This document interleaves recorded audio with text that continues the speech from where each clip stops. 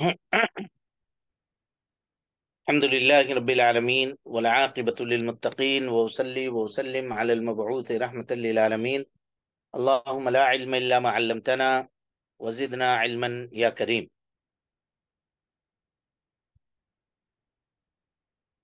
اللہ رب العالمین کے اوپر ایمان لانا یا ایمان کے جو ارکان ہیں ان ارکان میں سے ایک رکن ہے اللہ رب العالمین کی نازل کردہ کتابوں کے اوپر ایمان لانا. اور یہ باتیں ہم سب جان چکے ہیں کہ اللہ تعالی نے مختلف کتابیں نازل فرمائی جن کے نام قرآن اور حدیث کے اندر موجود ہیں.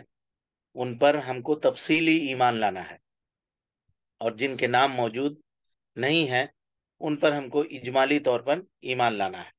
جیسے قرآن مجید اللہ کے نبی جناب محمد رسول اللہ صلی اللہ علیہ وسلم کے اوپر نازل ہوئی، اور اس کی دلیل کیا ہے؟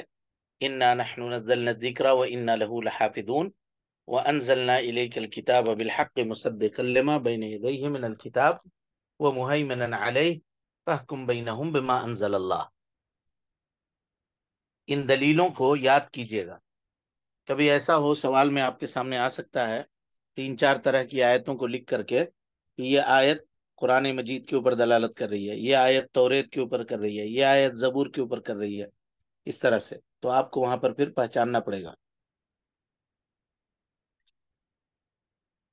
یہ ایک سوال آؤٹ کر دیا امتحان کا، اس کو اچھے سے یاد کر کے آئیے گا. اور اس کے بعد توریت یا تورات دونوں پڑھ سکتے ہیں. اللہ تعالیٰ فرماتا ہے انا انزلنا التوراۃ فیہا ھدی ونور، ہم نے تورات نازل فرمائی جس میں ہدایت ہے، نور ہے، روشنی ہے. یحکم بها النبیون الذین اسلموا، جس کے ذریعے سے انبیاء فیصلہ کرتے رہے. للذین ہادو، اور ان لوگوں، وہ لوگ بھی جو یہود تھے اور اللہ رب العالمین کے تابع فرمان تھے. اسی طرح سے والربانیون، نیک لوگ حضرت موسیٰ علیہ السلام کے زمانے کے. والاحبار، بڑے علماء. بما استحفظوا من کتاب اللہ، جو کچھ ان لوگوں نے اللہ رب العالمین کی کتاب سے یاد کیا تھا، توریت سے، اس سے وہ اس کی حفاظت کرتے رہے اور اس کے مطابق فیصلہ کرتے رہے. کون لوگ؟ تو یہ لوگ جن کے اوپر تورات نازل کی گئی تھی، یہود. اسلموا للذین ہادو، یہ دیکھیے یہی محل استدلال ہے. تو یہود یہ قوم موسیٰ ہے، تو حضرت موسیٰ علیہ السلام کے اوپر اللہ رب العالمین نے توریت کو نازل کیا. رہی بات زبور کی، تو اللہ تعالیٰ فرماتا ہے وَآتَيْنَا دَاؤُودَ زَبُورًا، حضرت داؤد علیہ السلام کو ہم نے زبور عطا کی.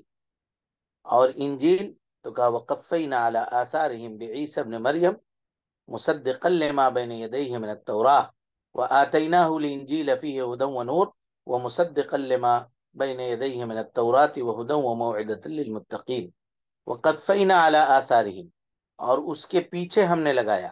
کس کے پیچھے؟ حضرت موسیٰ علیہ السلام کے پیچھے. بعیسی ابن مریم، حضرت عیسیٰ علیہ السلام کو. مصدقا لما بین یدیہ، جو تصدیق کرنے والے تھے اپنے ماقبل شریعت کی، یعنی حضرت موسیٰ علیہ السلام کی شریعت کی. من التوراہ، جس کا ذکر توریت میں ہوا تھا. وآتیناہ الانجیل، اور ہم نے انہیں انجیل عطا کیا. فیہ ھدی ونور، جس میں ہدایت ہے، جس میں روشنی ہے. ومصدقا لما بین یدیہ، اور یہ کتاب بھی تصدیق کرنے والی ہے اپنے سابقہ کتابوں کی، من التورات، توریت کی. اور اس میں ہدایت ہے اور نصیحت ہے متقیوں کے لیے، ان لوگوں کے لیے جو اللہ رب العالمین سے ڈرنے والے ہیں. تو اس آیت میں وَآتَيْنَاهُ الْإِنْجِيلَ، ہم نے انجیل عطا کی. کس کو؟ قَفَّيْنَا عَلَىٰ آثَارِهِمْ بِعِيسَى ابْنِ مریم، عیسیٰ ابن مریم کو ہم نے انجیل عطا کی. یہ واضح دلیل ہے. اور اس کے بعد صحف کا تذکرہ ہے. ام لم ينبأ بما فی صحف موسیٰ وابراہیم الذی وفا، اور اسی طریقے سے سورۃ الاعلیٰ کے اندر فرمایا صحف ابراہیم وموسیٰ ان ھذا لفی الصحف الاولی صحف ابراہیم وموسیٰ. تو اللہ رب العالمین نے صحیفے بھی عطا کیے، اور حضرت ابراہیم کا صحیفہ، حضرت موسیٰ علیہ السلام کا صحیفہ، یہ اللہ رب العالمین نے عطا کیا۔ تو ان کے اوپر بھی اجمالی طور پر ہمیں ایمان رکھنا ہے۔ چلیں اس کے بعد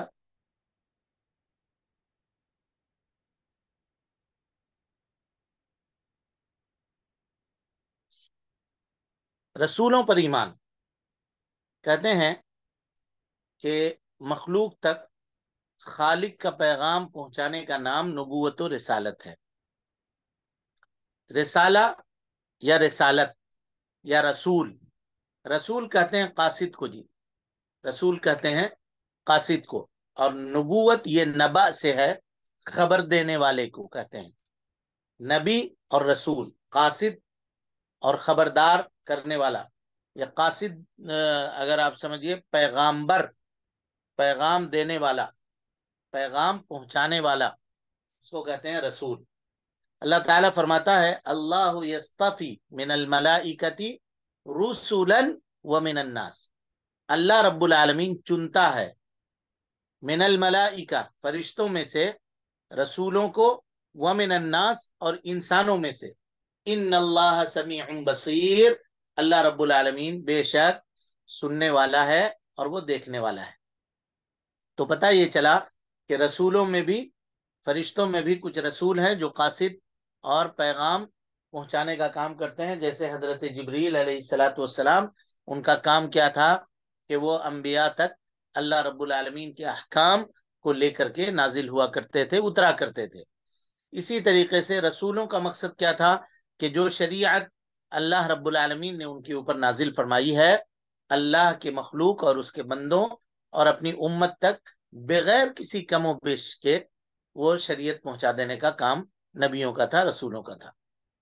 اور یہیں سے استاذ کی اہمیت اور ضرورت کا پتہ چلتا ہے۔ جی آج کل لوگوں کو استاذ کی اہمیت اور ضرورت کا اندازہ نہیں ہے، سمجھتے ہیں کہ پڑھنا ہی تو ہے، ہم خود سے پڑھ لیں گے، انٹرنیٹ پہ ساری کتابیں موجود ہے، سب کچھ موجود ہے۔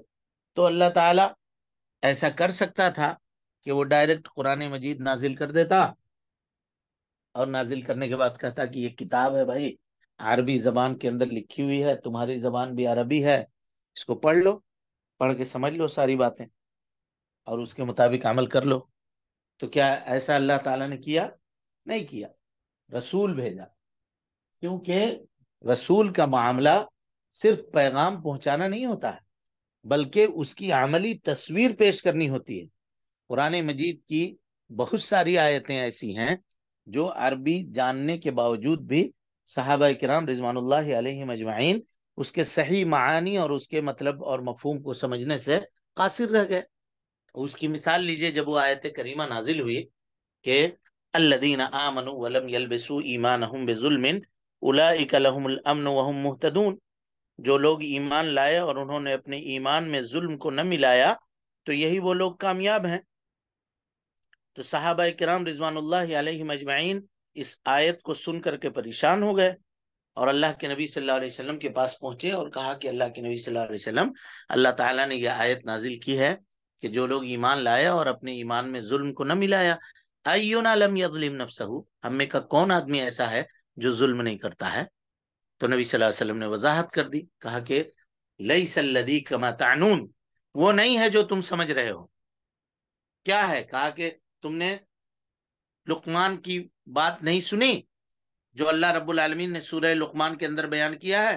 کہا کیا ہے وہ؟ کہا ان الشرک لظلم عظیم، یہاں پر ظلم سے مراد کیا ہے؟ شرک ہے۔ اگر رسول نہ ہوتے تو کون بتلاتا؟ یہ کون بتلاتا؟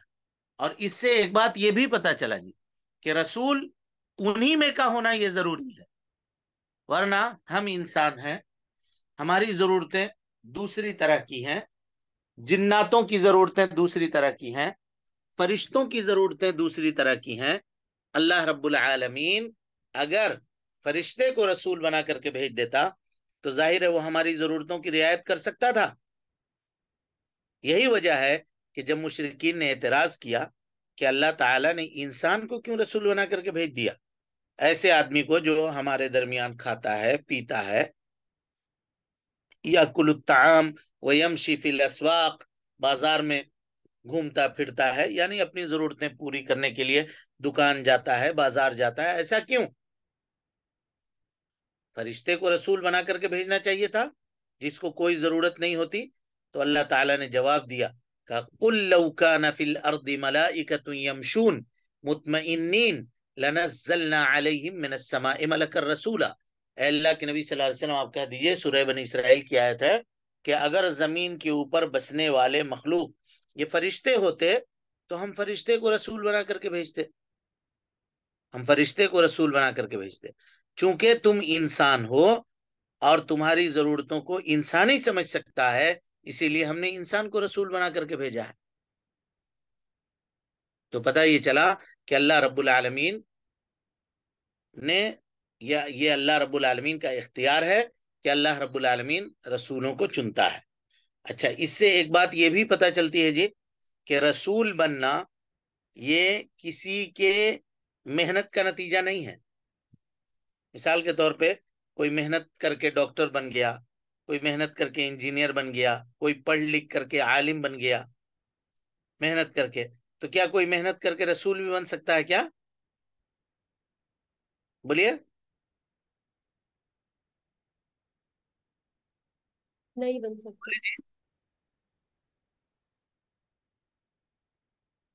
نہیں جا رہی آواز میری؟ نہیں بن سکتا شیخ. نہیں بن سکتا، ہرگز نہیں بن سکتا. ہاں، کسی قیمت پر نہیں، کیونکہ یہ محض اللہ رب العالمین کا انتخاب ہے. اللہ تعالیٰ جس کو چن لے، دلیل اس کی کیا ہے؟ اللہ یصطفی من الملائکۃ رسلا ومن الناس. اللہ سلیکٹ کرتا ہے، اللہ چنتا ہے کس کو رسول بنانا ہے. اسی لیے جب مشرکین مکہ نے اعتراض کیا کہ اتنے بڑے بڑے رئیس اور مالدار لوگ طائف میں اور آپ کے مکے میں موجود ہیں، ان کو رسول بنانا چاہیے تھا. یہودیوں نے اعتراض کیا، کہا کہ نبوت ہمارے خاندان میں چلی آ رہی تھی، حضرت ابراہیم کے بعد جتنے نبی آئے وہ سب ہمارے خاندان میں آئے، یہ کہاں سے مکے میں چلے آئے؟ ہم ان کو لائیں گے، ایمان ہی نہیں لائیں گے. تو اللہ تعالیٰ نے کہا اللہ یعلم حیث یجعل رسالتہ، اللہ بہتر جانتا ہے کہ وہ کس کو رسول بنا رہا ہے. تم سے پوچھ کے بنائے گا، تم سے مشورے لے گا کہ ہم کس کو بناویں گے؟ جس کو مرضی وہ بنائے گا. تم کو ماننا ہوگا، مانتے ہو تو ٹھیک، نہ مانتے ہو تو جاؤ جہنم میں، اور جہنم ہی مقدر ہے اس کے بعد جو رسولوں کا انکار کرے اور تکذیب کرے.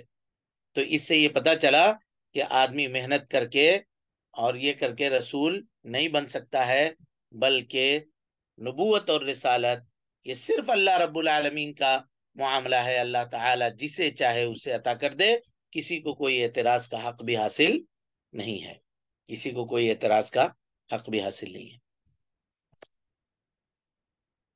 رسولوں کے کا انتخاب سے یہ پتا چلا جی کہ اللہ تعالی ہی منتخب کرتا ہے.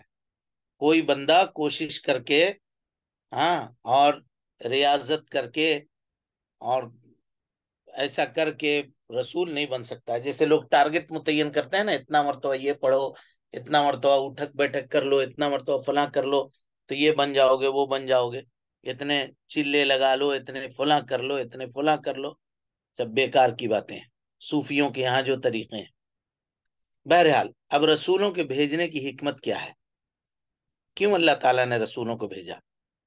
تو اللہ تعالیٰ کہتا ہے، یا رسولوں کے بھیجنے کی حکمت کیا ہے کہ انسانوں کو بندوں کی عبادت سے نکال کر بندوں کے رب کی عبادت کی طرف لگا دینا.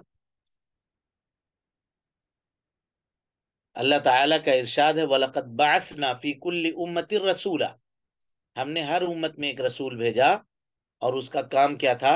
ان اعبدوا اللہ واجتنبوا الطاغوت، وہ لوگوں کو اللہ تعالیٰ کی عبادت کا حکم دیتا تھا، اور طاغوت یعنی اللہ کے علاوہ جن جن کی عبادت کی جاتی ہے ان کی عبادتوں سے لوگوں کو منع کرتا تھا، روکتا تھا. رسول کا یہی مقصد تھا، اس کے علاوہ کوئی اور مقصد نہیں ہے. رسول فریاد رسی کے لیے نہیں آئے جی کہ ہماری فریاد رسی کریں، ہماری حاجت اور ضرورت کو پوری کریں. ہماری حاجت اور ضرورت کو پوری کرنا یہ اللہ رب العالمین کا کام. رسول کا کام یہ ہے وَلَقَدْ بَعَثْنَا فِي كُلِّ أُمَّةٍ رَسُولًا أَنِ اعْبُدُوا اللَّهَ وَاجْتَنِبُوا الطَّاغُوتَ، کہ اللہ رب العالمین کے بندوں کو مخلوق کی عبادت سے نکال کر کے یہاں پہ صرف بندوں کہا گیا ہے. مخلوق کہیے تو یہ زیادہ شامل ہوگا، کیونکہ درخت، شجر، حجر سب کی عبادت کرتے ہیں. کچھ لوگ سانپ کی عبادت کرتے ہیں، کچھ جانوروں کی عبادت کرتے ہیں. بہرحال تو مخلوق کی عبادت سے، انسانوں کو مخلوق کی عبادت سے نکال کر کے مخلوق کے خالق کی عبادت کی طرف لگا دینا یہ رسولوں کا مقصد تھا. اچھا، لگانا یہ رسول کا کام ہے جی.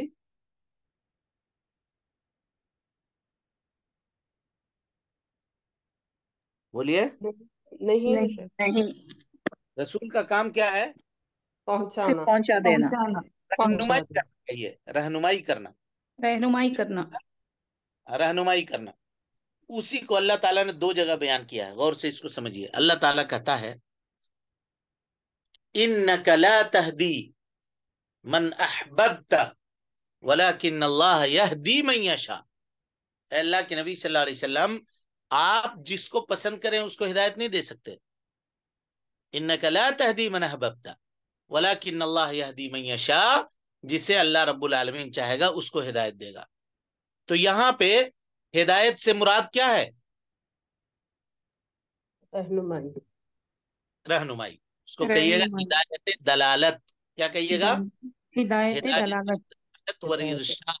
ہدایت کی دو قسم ہے، ایک ہدایت دلالت والارشاد. ہدایت دلالت والارشاد. اور ہدایت کی دوسری قسم ہے ہدایت التوفیق. کیا ہے؟ ہدایت التوفیق. ہدایت التوفیق. ہدایت التوفیق یہ کس کا کام ہے جی؟ اللہ کا کام ہے. اللہ کا کام ہے. اسی کو ہم مانگتے ہیں 5 وقت کی نمازوں میں، کہتے ہیں اہدنا الصراط مستقیم. المستقیم. صراط مستقیم کی ہم کو توفیق عطا کر دے. اللہ رب العالمین ہم کو توفیق دے دے، یعنی اس پر ہم کو چلا دے، ہے نا. آمین. ہدایت پر لگا دینا، چلا دینا یہ نبی کا کام نہیں ہے. ہدایت کی رہنمائی کر دینا، اس راستے کو بتلا دینا، اس کے جانب رہنمائی کر دینا یہ نبی کا کام ہے. اسی کو اللہ رب العالمین نے کہا وَإِنَّكَ لَتَهْدِي إِلَى صِرَاطٍ مُسْتَقِيمٍ. اے اللہ کے نبی صلی اللہ علیہ وسلم، بے شک آپ صراط مستقیم کے جانب ہدایت کرنے والے ہیں. یہاں ہدایت کا کیا معنی لیں گے؟ رہنمائی. رہنمائی. ابھی بتایا نا، ٹرم بولیے. دلائل. ہدایت دلالت والارشاد یا والارشاد. ہدایت بیان. کیا کہیے گا؟ ہدایت بیان. بیان. ہدایت بیان یا ہدایت دلالت یا ہدایت ارشاد. اور وہ ہدایت جو صرف اللہ کے ساتھ خاص ہے وہ کیا ہے جی؟ ہدایت توفیق. توفیق. ہدایت توفیق. ہاں، یہ فرق کیجئے گا. تو رسول کا کام یہ ہے کہ وہ مخلوق کو یا اللہ تعالیٰ کے بندوں کو مخلوق کی عبادت سے نکال کر کے اللہ کی عبادت کی طرف لگا دے. یہ کام اس کی رہنمائی کر دے، اس کو بتلا دے کہ یہ اللہ رب العالمین ہی اکیلا عبادت کے لائق ہے، اس کے علاوہ جو کچھ ہے وہ سب کے سب معبود باطلہ ہیں، ان کی عبادت جائز نہیں بلکہ شرک ہے. اور اسی عقیدے کے اوپر اگر کوئی آدمی مر گیا تو وہ دائمی جہنمی ہوگا. رسولوں کو بھیجنے کا مقصد کیا ہے؟ مقصد یہ ہے کہ لوگوں کے اوپر حجت قائم کرنا. حجت قائم کرنا. اللہ تعالیٰ کہتا ہے رسلا مبشرین و منذرین. ہم نے رسول بھیجے، بہت سارے رسول. منذرین، مبشرین جو بشارت دینے والے ہیں. کس چیز کی بشارت؟ ایمان اور عمل صالح کے اچھے نتائج کی خوشخبری دینے والے. ومنذرین، انکار اور بدعملی کے برے نتائج سے آگاہ کرنے والے. رسول بنا کر کے ہم نے بھیجا. کیوں؟ لئلا یکون للناس علی اللہ حجت، تاکہ لوگوں کے لیے اللہ رب العالمین کے پاس کوئی حجت باقی نہ رہے. بعد الرسل، رسولوں کے آ جانے کے بعد، وکان اللہ عزیزا حکیما، اور اللہ رب العالمین بہت غالب ہے، بہت حکمت والا ہے۔ یہ حجت کیا ہوگی جی؟ کل جب لوگ جہنم میں جائیں گے، اللہ رب العالمین ہم سب کو محفوظ رکھے، ہم سب کے خاندان کو، والدین کو، اہل و عیال کو اللہ تعالیٰ شرک سے بچائے اور جہنم سے محفوظ رکھے، تو پوچھیں گے، آمین۔ داروغہ جہنم سوال کرے گا، الم یاتکم نذیر، کیوں بھائی، کیوں تم لوگ اتنے لوگ آ گئے جہنم میں، تمہارے پاس کوئی ڈرانے والا نہیں آیا تھا کیا جی؟ یہی مبشرین و منذرین، ڈرانے والا نہیں آیا تھا؟ کیا کہیں گے؟ بھلا قد جاءنا نذیر، آیا تھا بھائی، آیا تھا ڈرانے والا، ولیکن کذبنا، ہم نے اس کی تکذیب کر دی، وقلنا ما انزل اللہ من شیء، اور ہم نے کہا کہ نہیں، اللہ تعالیٰ نے کچھ بھی نہیں ڈالا۔ اقرار کریں گے وہاں پہ، تصدیق کریں گے کہ نہیں، آیا تھا ڈرانے والا۔ اور اسی طرح سے اللہ کہتا ہے وما کننا، یہ اللہ تعالیٰ کتنا بڑا عدل و انصاف کرنے والا ہے، آپ دیکھیے کہ وما کننا معذبین حتی نبعث رسولا، ہم نے کسی قوم کو ہلاک نہیں کیا، کہ ہم کسی قوم کو ہلاک نہیں کرتے یہاں تک کہ ہم اس میں رسول بھیجتے ہیں، ان کو پہلے وارن کرتے ہیں، پہلے آگاہ کرتے ہیں، اچھائی اور برائی کی وضاحت ان کے سامنے کرتے ہیں، بھلائی کے راستے کی رہنمائی کرنے والا بھیجتے ہیں۔ اس کے بعد بھی جب یہ لوگ سرکش ہو جاتے ہیں، ظالم ہو جاتے ہیں اور رسولوں کی تکذیب کرتے ہیں، بلکہ گزشتہ قوموں نے آپ دیکھیے نا، رسولوں کو قتل کر دیا، مارا، زمین میں گاڑ کر کے آرے سے چیر دیا، دو ٹکڑے کر دیا، لوہے کی کنگھیوں سے ان کے جسم کے گوشت کو نوچ دیا، صرف ہڈیوں کے ڈھانچے کو باقی رکھا، کیا کچھ نہیں کیا رسولوں کے ساتھ۔ خود اللہ کے نبی صلی اللہ علیہ وسلم کے ساتھ قتل کا منصوبہ مکہ والوں نے بنایا کہ نہیں بنایا، کہ سب لوگ کھڑے ہو کر کے دروازے پر کھڑے رہے، نبی صلی اللہ علیہ وسلم نکلیں گے، ایک ساتھ تلوار مارنا، ٹکڑے ٹکڑے کر دینا، والعیاذ باللہ، اللہ تعالیٰ نے محفوظ کر دیا۔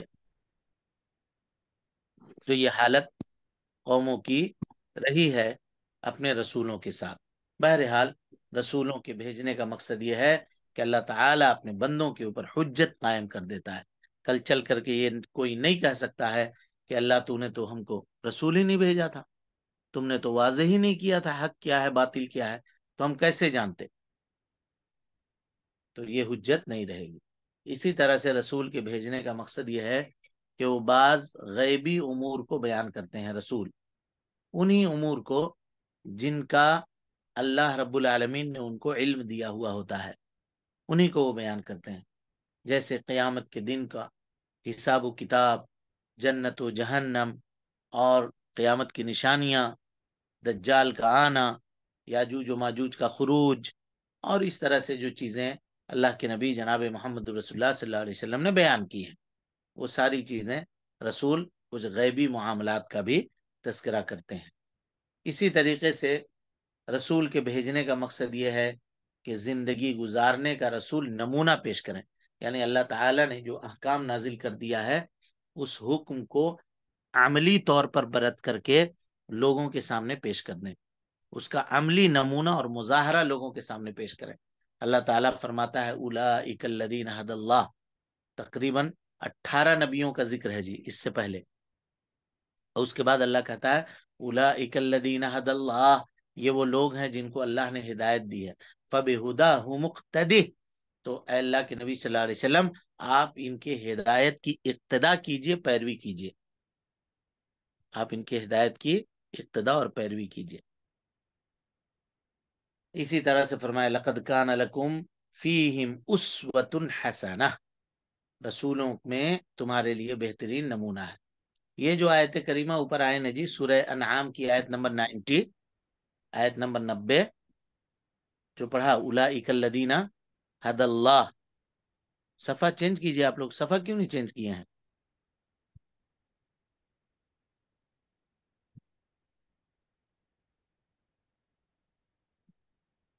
اور کیجئے،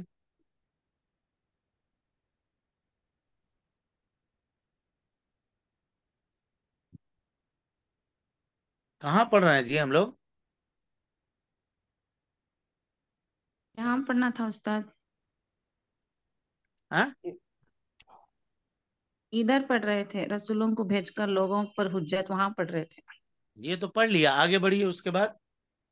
उसके बाद का बाज गैबी उमूर का बयान करना, वहां से। तो ये तो पढ़ा रहे, नहीं समझ रहे हैं आप लोग। जिंदगी गुजारने का एक बेहतरीन नमूना पेश करें, ये नहीं पढ़ रहे हैं। अभी पढ़ा ना उस्ताद आपने, वही तो लक़द पढ़। कान लकुम फ़ीहिम उस्वतुन हसना, अभी पढ़ा ना आपने ये।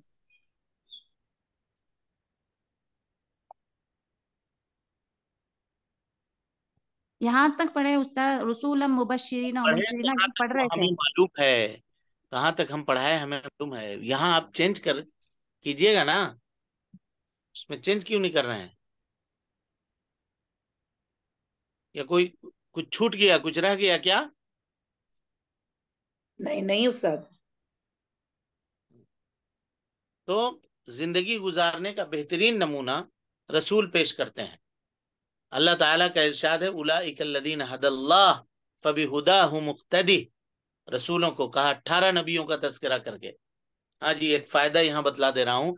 इस आयत करीमा से बाज उलमा ने दाढ़ी के वजूब के ऊपर दलालत किया है, दाढ़ी रखना वाजिब है। कैसे, बोलिए तो?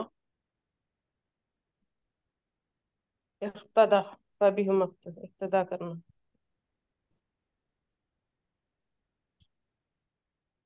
अल्लामा शंकीती रहमतुल्लाह अलैह, उनकी किताब है अज़वाउल बयान, तफसीर की किताब है अज़वाउल बयान फी इज़ाहिल कुरआन बिल कुरआन।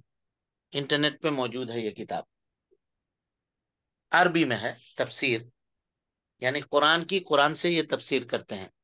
तफसीर की कई एक शक्लें हैं, उसमें से एक शक्ल यह है कि कुरान मजीद की आयतों को कुरान मजीद की आयतों से तफसीर किया जाए। तो उसमें वो लिखते हैं कि अल्लाह ताला ने इस आयत से पहले जो आयतें नाजिल की है, कातिल का हुज्जतुना आतैना इब्राहिम अला कौमी नरफ़उ दरजातिम मन नशा इन्न रब्बका हकीमुन अलीम व वहबना लहू इसहाक व याकूब कुल्लन हदैना व नूहन हदैना मिन क़ब्ल व मिन ज़ुर्रियतिही दाऊद व सुलैमान व अय्यूब व यूसुफ व मूसा व हारून व कज़ालिक नज़्ज़िल मुहसिनीन व ज़करिया व यहया व ईसा व इलियास कुल्लुम मिनस सालिहीन व इस्माईल व यसअ व यूनुस व लूता कुल्लन फद्दलना अलल आलमीन वमिन आबाइहिम व ज़ुर्रिय्यातिहिम व इख्वानिहिम वज्तबैनाहुम व हदैनाहुम इला सिरातिम मुस्तकीम। ये सब आयतें नाजिल करने के बाद अल्लाह ताला कहता है उलाइकल्लज़ीना हदल्लाह फबिहुदाहु मुक्तदी। तो इसकी तफसीर में वो लिखते हैं, कहते हैं कि इस आयत से ये पता चला कि दाढ़ी रखना वाजिब है। कैसे? यही लोग हिदायत याफ्ता हैं जो इन नबियों का जिक्र किया गया है। तो इन नबियों का जिक्र किया, तो दाढ़ी का यहाँ क्या कहाँ जिक्र है जी? नबी सल्लल्लाहु अलैहि वसल्लम की सुन्नत है। हम कह रहे हैं वाजिब है, तो आप कह रहे हैं सुन्नत है। उर्दू समझते हैं आप लोग कि नहीं समझते हैं? समझते समझते हैं। हैं। फिर सुन्नत तो पूरी दुनिया कहती है कि सुन्नत है। कोई कहता है कि दाढ़ी रखना हराम है? नहीं। जो दाढ़ी छीलता है वो भी नहीं कहता है कि दाढ़ी रखना हराम है, वो भी कहता है भाई सुन्नत है, इसलिए मर्जी हमारी, रख रहे हैं नहीं रख रहे हैं। हम कह रहे हैं कि वाजिब है, इस आयत से इस्तेदलाल किया। कैसे किया तो बताइए? यदि बोल के है ना उस्ताद, तो पहले अम्र है तो वजूब के लिए आता ना अम्र। इख्तदा। ठीक है, तो दाढ़ी पर कैसे किया? उतना तो हम भी समझ रहे हैं जी। हुदा हु मुक्तदी का मतलब यह है कि अफेले अम्र है, वजूब पे दलालत कर रहा है। लेकिन इस पे खाने पर क्यों नहीं कर रहा है, पीने पर क्यों नहीं कर रहा है? उससे भी तो इस्तेदलाल, दाढ़ी का लफ्ज है कहीं पर।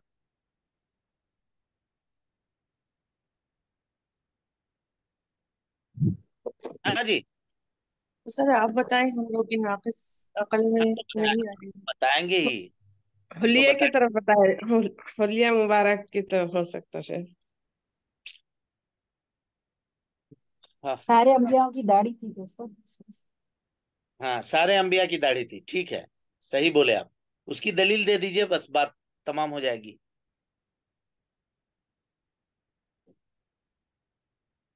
देखिए, इन तमाम अंबिया में एक नाम आया हारून, आया कि नहीं? दाढ़ी पकड़ के। जी जी उस्ताद। जी, दाढ़ी पकड़ के और मूसा अलैहिस्सलाम बिल्लिया ने जी। موسیٰ हाँ, علیہ السلام अब आई हारून बात पकड़। समझ में? जी। अगर दाढ़ी छोटी छोटी होती, खशखशी होती, तो पकड़ में आती जी? नहीं आती। नहीं, क्या पता चला इससे? कि उनकी दाढ़ी कम से कम इतनी बड़ी तो थी कि हजरत मूसा ने उनको पकड़ा था। एक मुट्ठी भर। है हाँ जी जी जी उस्ताद। जी। यब्न उम्मा का काल यब्न उम्मा ला ताखुद बिलिहियती वला बिरासी इन्नी खशीतु अन तकूल फर्रक्त बैन बनी इसराइल वलन तरकुब कौली।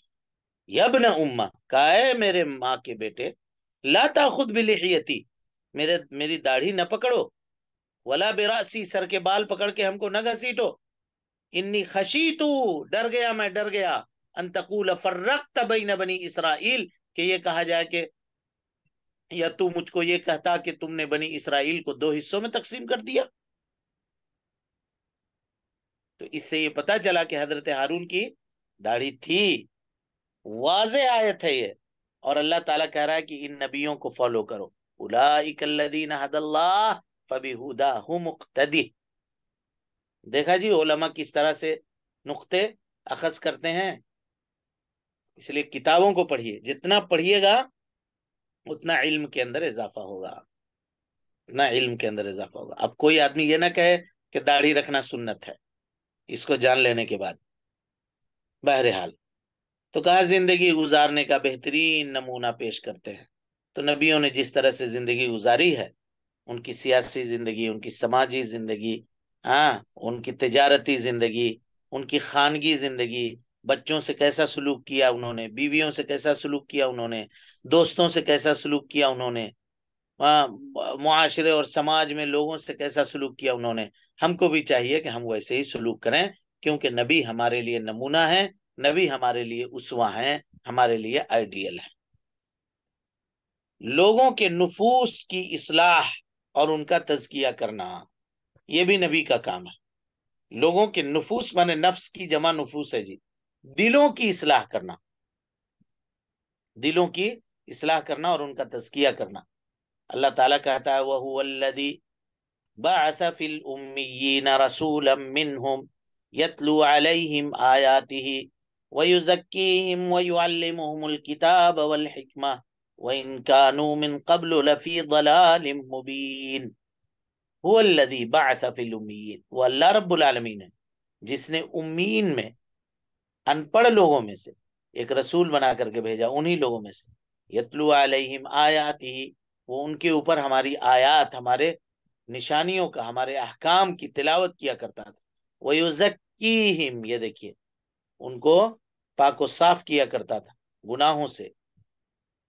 वयुअल्लिमुहुमुल किताब वल हिकमा, और किताब व हिकमत की उन्हें तालीम देता था। व इन कानू मिन क़ब्लु लफ़ी ज़लालिम मुबीन, और इससे कबल ये लोग क्या थे?